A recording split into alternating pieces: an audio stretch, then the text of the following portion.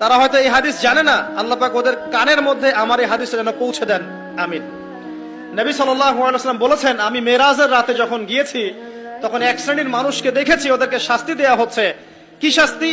জাহান্নামীদের রক্ত এবং পুঁজ ওদেরকে খেতে দেয়া হচ্ছে। জিবরাইল আলাইহিস সালামকে জিজ্ঞাসা করা হলো যে এরা কারা? তিনি বললেন, এরা আপনার উম্মতের সেই সব ব্যক্তি যারা মাদকদ্রব্য সেবন করত।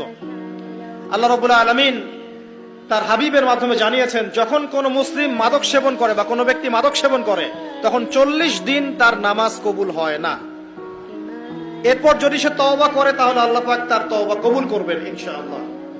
যদি সে আবারও মাদক খায় তওবা করার পর, আবার 40 দিন তার নামাজ কবুল হবে না। যদি সে আবার তওবা করে আল্লাহ পাক আবার তাকে মাফ করে দিবেন। যদি সে আবারও মাদক খায় আবার 40 দিন তার নামাজ কবুল হবে না। তারপর যদি আবার তওবা করে আবার আল্লাহ তাকে মাফ করে দিবেন। এরপরেও যদি সে আবার মাদক দ্রব্য সেবন করে, নবী সাল্লাল্লাহু আলাইহি ওয়াসাল্লাম বলছেন তাকে আল্লাহ রাব্বুল আলামিন পরকালে মৃত্যুর পরে তিনাতুল খাবাল পান করাবেন। তিনাতুল খাবাল। জিজ্ঞাসা করা হল, ইয়া রাসূলুল্লাহ, তিনাতুল খাবাল কি জিনিস? নবী সাল্লাল্লাহু আলাইহি ওয়াসাল্লাম উত্তর দিচ্ছেন, এটা হচ্ছে জাহান্নামীদের রক্ত, মাংস, এগুলো পুড়ে পচে যে রসটা বের হবে, এটা হচ্ছে তিনাতুল খাবাল।